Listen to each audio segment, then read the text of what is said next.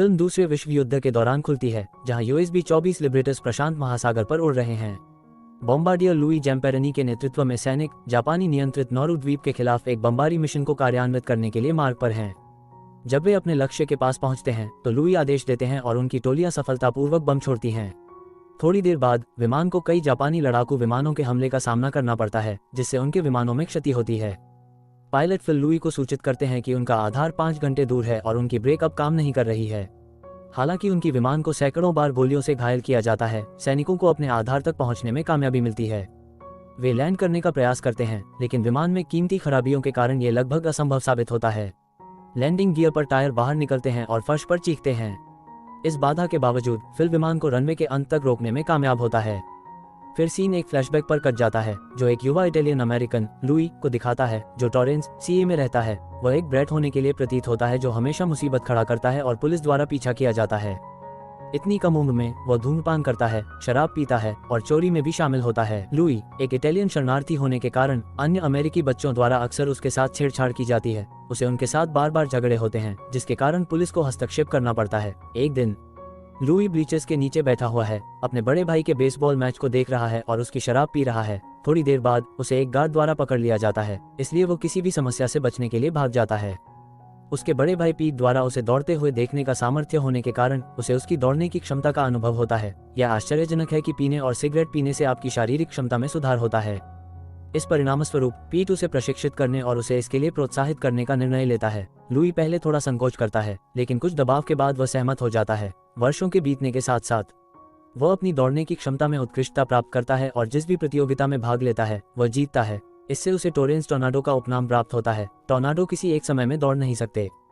उसे 1 मील की दौड़ को 4 मिनट में पूरा करने में सफलता मिलती है, जो हाई स्कूल के छात्रों के लिए नया अमेरिकी रिकॉर्ड स्थापित करता है। इस साधन से लुई को 1936 के बर्लिन समर ओलंपिक में अमेरिका का प्रतिनिधित्व करने के लिए निमंत्रण प्राप्त होता है। इसके लिए जाने से पहले वह अपने भाई के साथ एक भावनात्मक आलिंगन साझा करता है और उसे सब कुछ के लिए धन्यवाद देता है। पीट एक मूल्यवान दृष्टिकोण प्रदान करता है, कहते हुए कि एक क्षण का दर्द एक महानता के लिए एक जीवन काल के लिए योग्य होता है। लुई इसे फिल्म के अंत तक याद रखेगा। धन्यवाद चाचा बेन। दृश्य फिर ओलंपिक के दिन कटता है, जहां लुई 5000 मीटर की दौड़ में भाग लेता है। जैसे ही दौड़ शुरू होती है, उसका परिवार उसे प्रतियोगिता में शामिल होने के लिए रेडियो के पास बैठता है। पहले कुछ दौड़ों में लुई दूसरे मजबूत प्रतियोगियों द्वारा पीछे छोड़ दिया जाता है, जिससे स्थिति तनावपूर्ण होती है, लेकिन अंततः वह सभी प्रयासों को लगातार देता है और पूरी गति से दौड़ता है। कई दौड़ने वालों को पीछे छोड़ देता है। 8वें स्थान पर दौड़ को समाप्त करने के बावजूद उसने अंतिम दौड़ में सिर्फ 56 सेकंड में नया विश्व रिकॉर्ड स्थापित किया है और पहले वाले में इतने सुस्त रहने के लिए एक और रिकॉर्ड। वो अभी भी अगले ओलंपिक में मेडल जीतने का लक्ष्य रखता है, जो 1940 में टोक्यो में होगा। हालांकि दूसरे विश्व युद्ध के प्रकोप के कारण उसका सपना टूट जाता है। वापस में लुई फिल को उड़ान सफलतापूर्वक लैंड करने के बाद भगवान से प्रार्थना करते हुए पाता है। उसे भगवान में कोई विश्वास नहीं है, इसलिए उसे प्रार्थनाओं की बहुत परवाह नहीं होती है। अगले दिन से ही वह जीप के साथ दौड़ते हुए अपनी प्रशिक्षण जारी रखता है। वह अपने साथी सेना के लोगों को भी अपने 4 मिनट के माइल रिकॉर्ड को हराकर प्रभावित करता है। एक दिन लुई और उसके बेटे को एक खोए हुए विमान की खोज और बचाव के लिए एक और मिशन मिलता है। उन्हें पुराने विमान को ठीक करके उपयोग करते हुए वही पुरानी टीम कुछ नए सदस्यों के साथ अपने मिशन के लिए निकलती है। विमान की अस्थिरता जब एक इंजन उड़ान के बीच में खराब हो जाता है तब प्रकट होती है। जब वे स्थिति से बेहतर बनाने की कोशिश करते हैं तो एक और इंजन खराब हो जाता है, जिससे जहाज समुद्र में टकरा जाता है। इसके परिणामस्वरूप 8 क्रू सदस्य अपनी जान गंवा देते हैं। केवल 3 बच जाते हैं, लुइस, फिल और मैक। तीनों वे नाविक इन्फ्लेटेबल राफ्ट पर चढ़ते हैं और अपने आप को शांत करने के लिए कुछ समय लेते हैं। मैक पूरी तरह से निराश है और वह मानता है कि उनकी जीवित रहने की संभावनाएं शून्य हैं, लेकिन दूसरे दोनों ने उससे सकारात्मक रहने के लिए कहा है। उनके पास सीमित राशन, कुछ चॉकलेट और एक बोतल पानी है। तब लुइस निर्णय लेता है कि वे सुबह एक टुकड़ा चॉकलेट खाएंगे और रात को 1:00 बजे और दिन में केवल 2 सिप पानी पिएंगे। रात आते ही वे ठंड में लड़ते हुए नाव पर सो जाते हैं। अगले सुबह त्रिवार्ता को एक आते हुए विमान की आवाज से जगाया जाता है। तेजी से कार्रवाई में वे रंग और एक फ्लेयर गन का उपयोग करके इसे संकेत करने का प्रयास करते हैं, लेकिन उनके प्रयास अनदेखा रह जाते हैं। जल्द ही बाद में लुइस का पता चलता है कि सभी चॉकलेट बॉक्स खाली हैं। मैक ने सभी को खा लिया है। लुइस को गुस्सा आता है क्योंकि अब उनके पास कुछ नहीं बचा है। हालांकि उसके गुस्से को नियंत्रित करता है क्योंकि लड़ाई करने का कोई मतलब नहीं है। तीनों फिर असीमित समुद्र में जीवित रहने के साथ जूझते हैं, भोजन या पानी के बिना दिनों तक सहन करते हैं। उनकी संघर्ष के बीच एक मछलीगार उनकी नाव पर उतरता है। भूखे सैनिक तत्परता से इसका मांस पकड़ते हैं और खा जाते हैं ताकि उनकी भूख मिट जाए। हालांकि उनके पेट में ये संचित नहीं होता है, जिसके कारण उन्हें उल्टी हो जाती है। इसके बाद वे अगली योजना बनाते हैं। वे मछली पकड़ने के लिए उसी मोर के मांस का चारा इस्तेमाल करते हैं।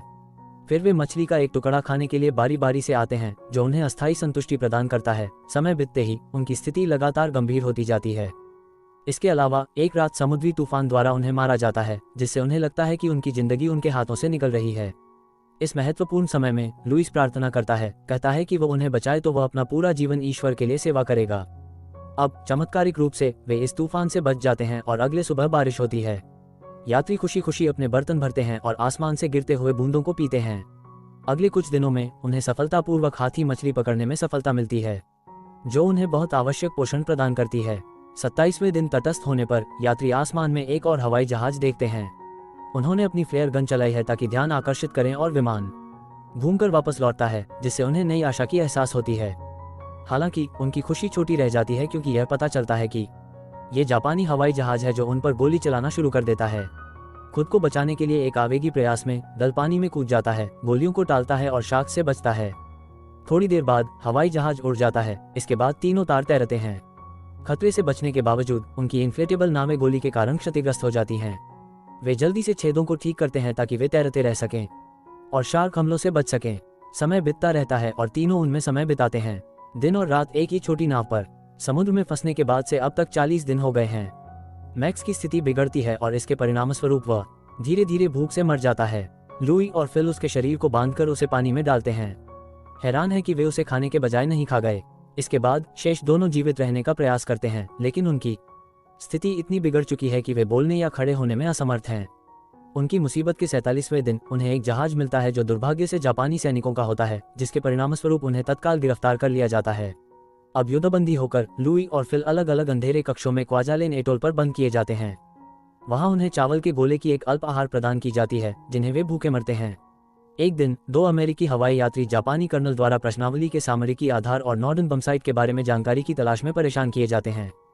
उनसे कुछ विवरण निकालने के बाद लुई और फिल को अन्य कैदियों के साथ टोक्यो में एक अन्य कैदी शिविर में ले जाया जाता है।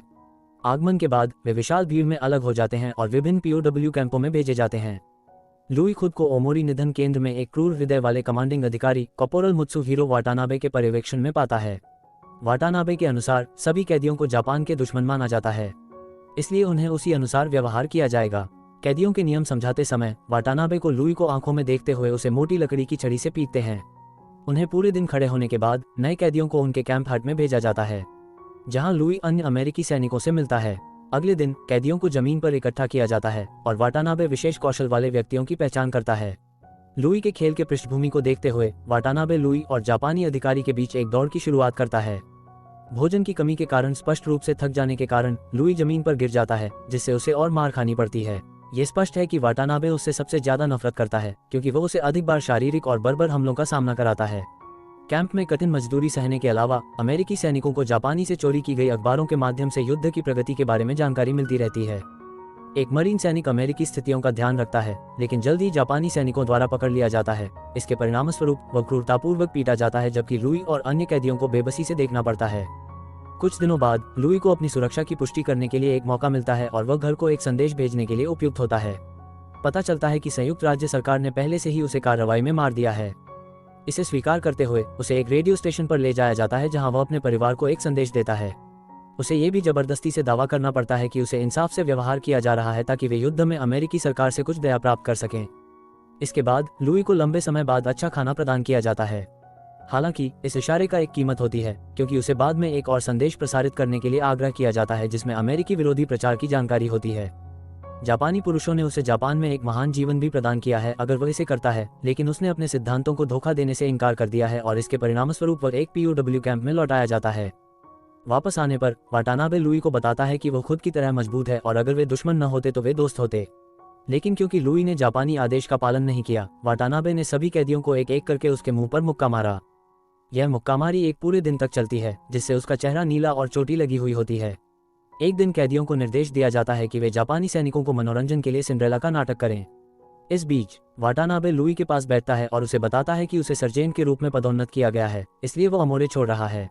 अगले दिन वो लुई से बधाई प्राप्त करने के लिए कहता है, लेकिन लेटर मौन रहता है। कैदियों का जीवन शिविर में उसके दूर जाने के बाद अत्यंत बेहतर हो जाता है। हालांकि अच्छे दिन लंबे समय तक नहीं चलते हैं, क्योंकि गटर के पास बमबारी करने से कैदियों को दूसरे शिविर में स्थानांतरित किया जाता है, जिसे अब जू कहा जाता है। वहां पहुंचने पर लुई थोड़ी देर के लिए बेहोश हो जाता है। वाटानाबे, जो दुर्भाग्य से इस कैंप के कमांडर हैं, वाटानाबे वही भाषण देते हैं और बिना किसी कारण के लुई को मारते हैं। बहुत जल्दी से अगले दिन से मजदूरी जारी रहती है और कैदियों को एक बड़े बोरियों में कोयले लोड करने का काम दिया जाता है, जो पहले से भी थकाने वाला होता है। बोरियों का भार और थकान साथ में कुछ कैदियों को रेलिंग से गिरकर मर जाने का कारण बनता है।